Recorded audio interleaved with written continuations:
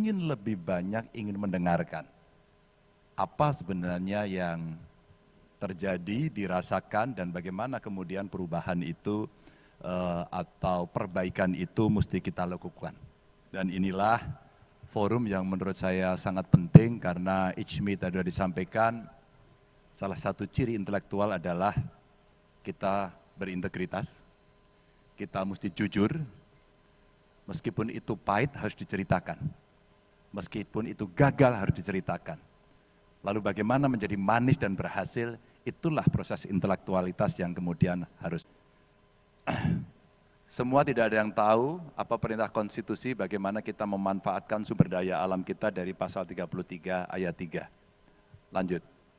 Maka kalau kita berangkat dalam lingkungan kita serius, dan kemudian banyak orang yang protes, apakah ekonomi kita cukup bisa memberikan keberlanjutan dalam pembangunan, cukup hijau, yang di laut cukup biru, atau sebenarnya hitam dan rusak.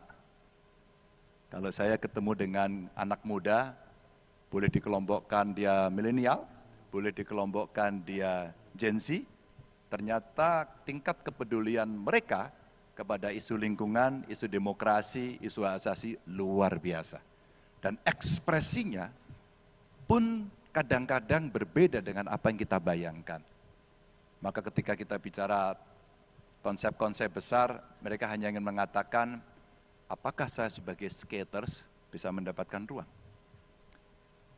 Baju saya ini Bapak Ibu dibuatkan oleh anak-anak Gen Z yang punya startup fashion. Apa dek, apa bro problemmu? Dia sampaikan dengan sangat gampang. Saya tidak bisa mengakses keuangan dan kredit. Lalu apa problemmu? Padahal sudah ada aturannya bahwa IP yang kita bikin itu sebenarnya bisa dijadikan kolateral. Pertanyaannya, kenapa aturan ada, perbankan nggak mau mengeksekusi?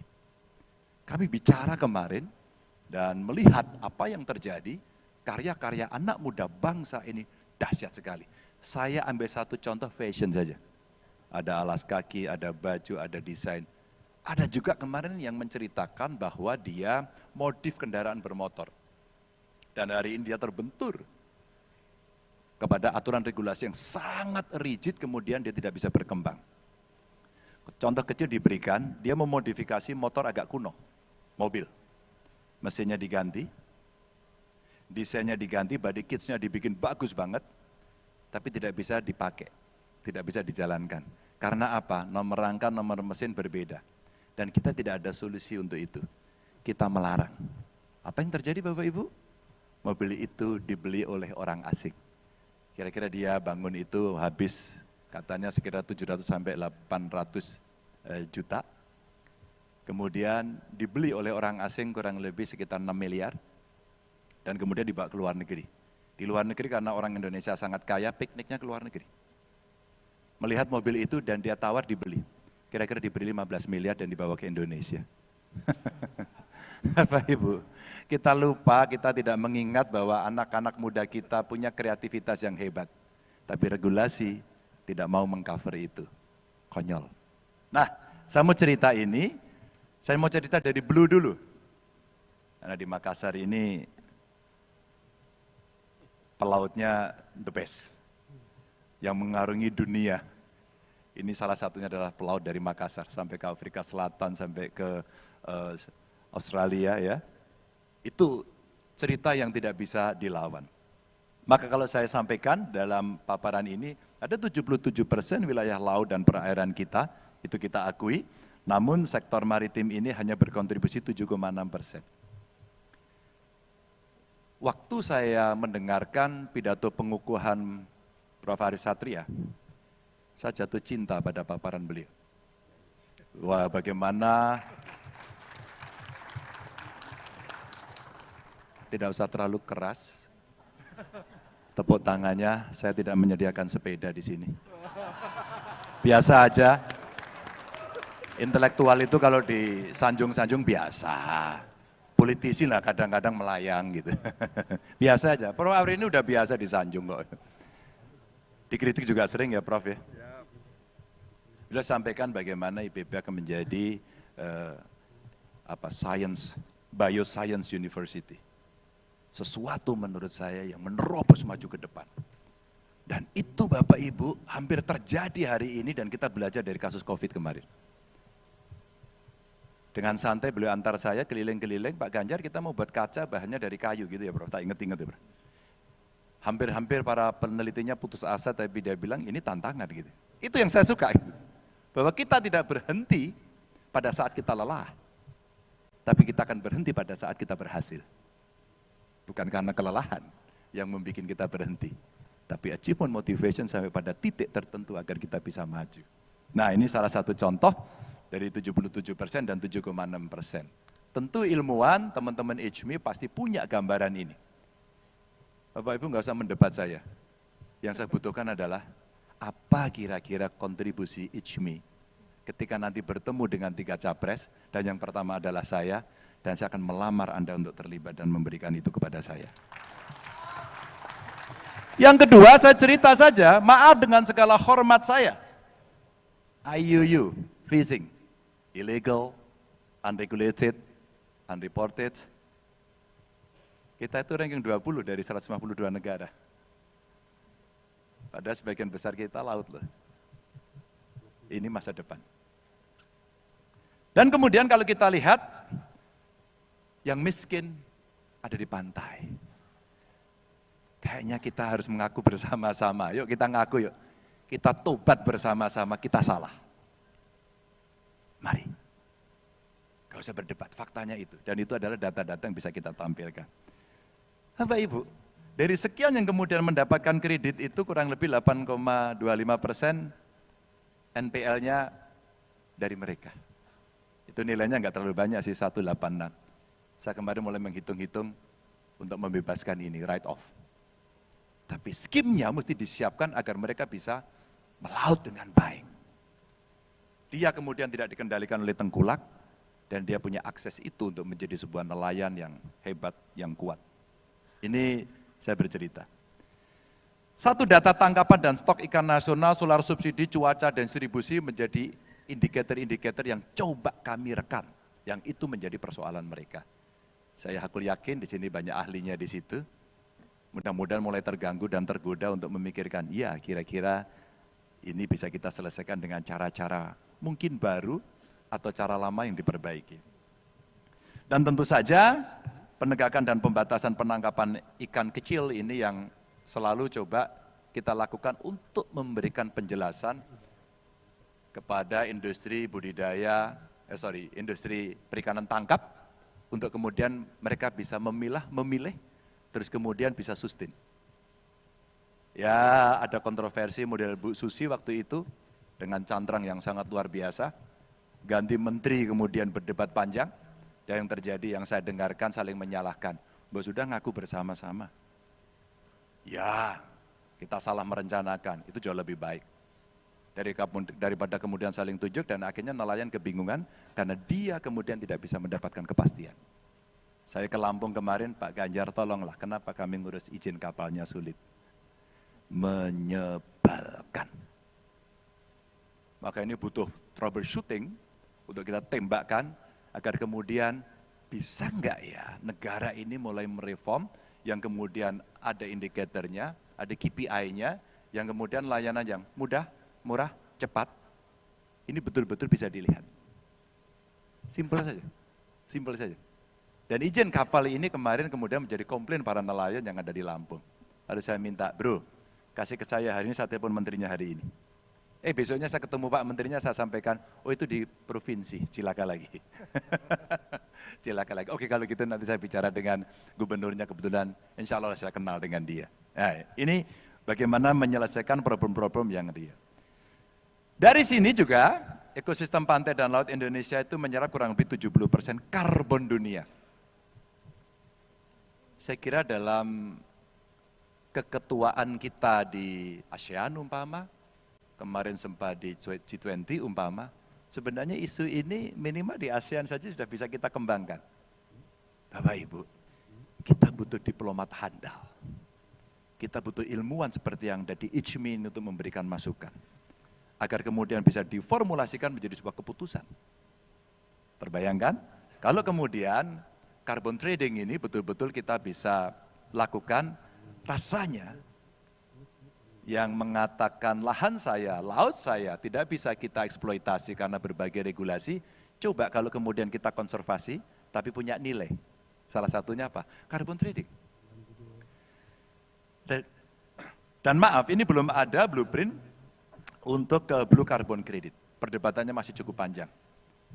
Besok di COP yang ada di Uni Emirat Arab, saya kira akan banyak negara saling menagih.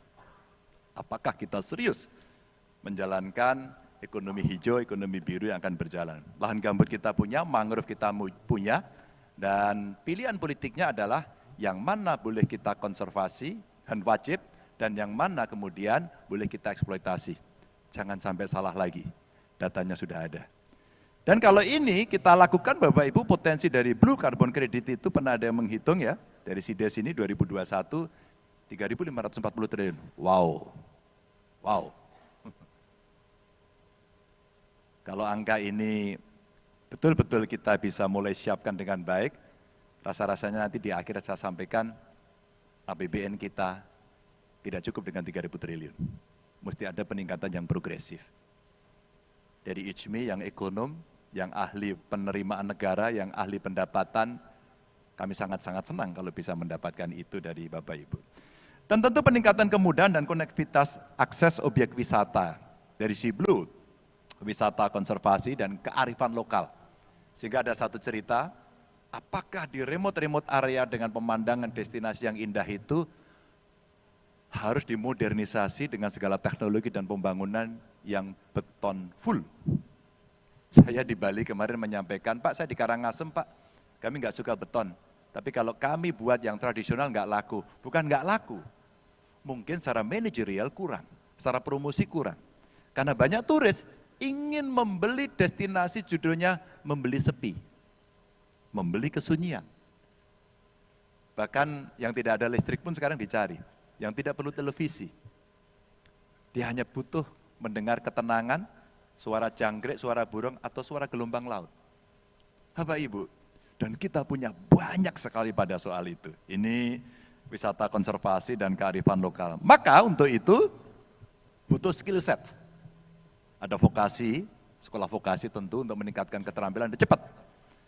Teknik lingkungan menjadi penting untuk kita berbicara bagaimana mengkonservasi dan ketika membangun betul-betul ini tidak melukai. Dan terakhir tentu soal problem ekonomi dan manajerialnya. Lanjut. Bapak Ibu yang sangat saya hormati, apakah sudah makan? Yang belum makan angkat tangan. Angkat tangan coba. Maksudnya saya sendiri ini maksudnya gitu. Siapa tahu habis ini kalau sini ya di Makassar. No. Makang ikang. Makang ikang. Tuh kan saya jadi lupa ini. Gara-gara makang ikang gitu ya. Bapak Ibu, karena ini ICMI maka kita sudah diingatkan kok. Yang bikin kerusakan itu kita. Dan kita adalah pemerintah. Dan kita adalah para pelaku.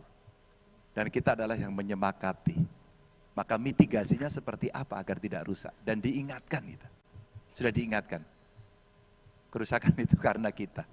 Maka betapa pentingnya membuat proses kebijakan yang meminimalisasi. Bukan menghilangkan loh ya, meminimalisasi kerusakan yang ada. Lanjut. Bapak Ibu yang sangat saya hormati, saya mencoba membanding-bandingkan dengan tim saya, coba dihitung dong, diukur dong. Angka-angkanya kira-kira berapa?